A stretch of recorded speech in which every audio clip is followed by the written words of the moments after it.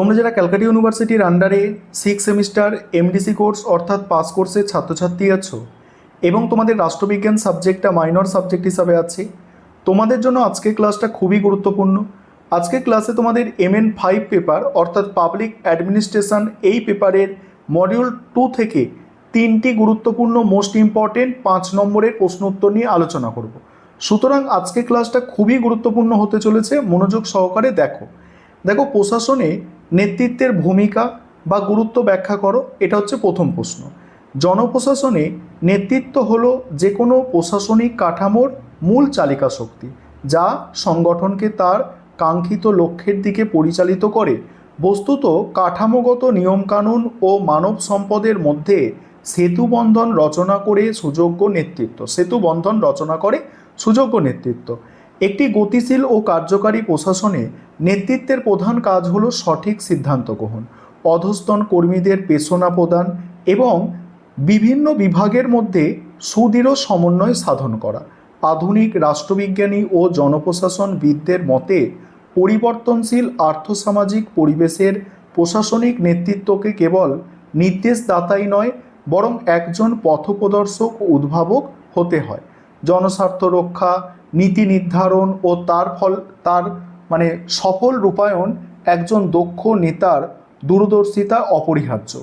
বিশেষত উন্নয়নশীল দেশগুলির প্রশাসনে আমলাতান্ত্রিক জটিলতা দূর করে সরকারি কর্মসূচিকে সাধারণ মানুষের দোরগোড়ায় পৌঁছে দিতে এবং সংকটের সময় দ্রুত ও কার্যকারী সিদ্ধান্ত নিতে যোগ্য নেতৃত্বের কোনো বিকল্প নেই।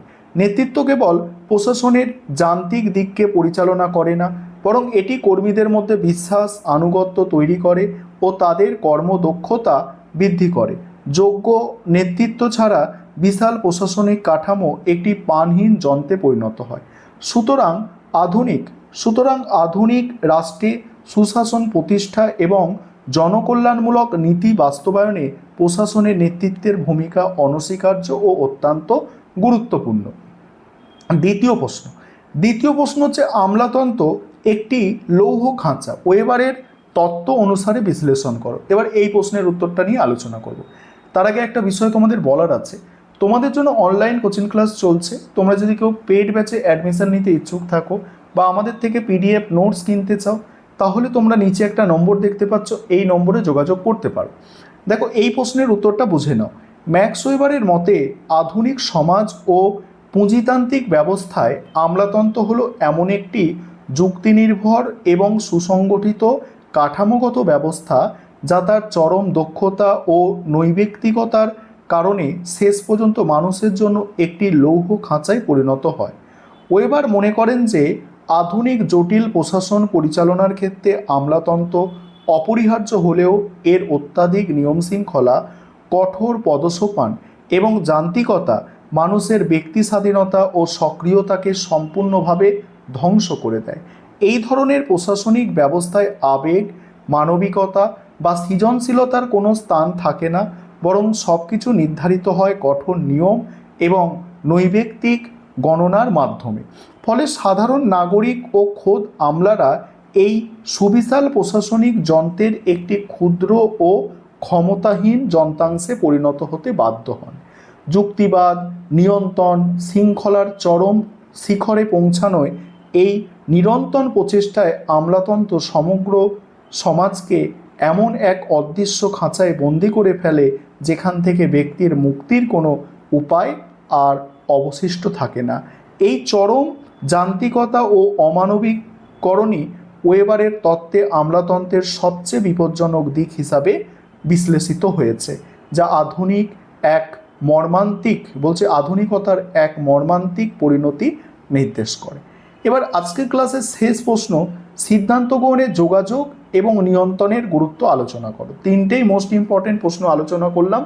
আশা করি এখান থেকে পরীক্ষায় একটি প্রশ্ন তোমরা অবশ্যই কমন পাবে।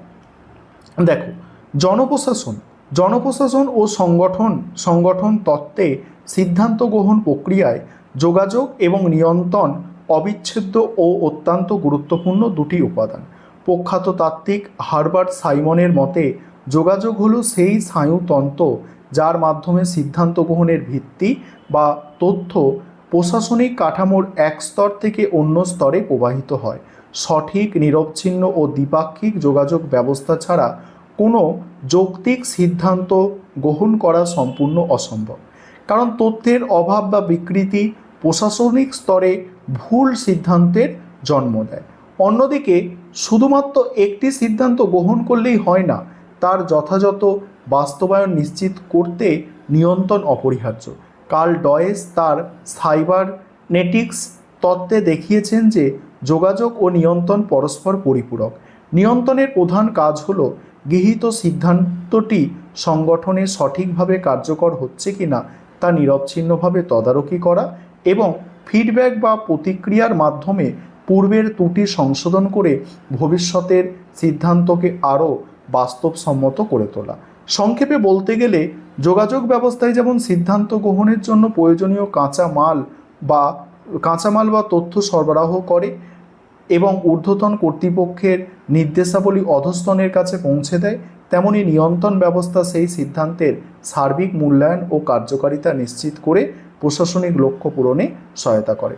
এই ছিল তোমাদের 3টি মোস্ট ইম্পর্টেন্ট 5 নম্বরের প্রশ্নের উত্তর।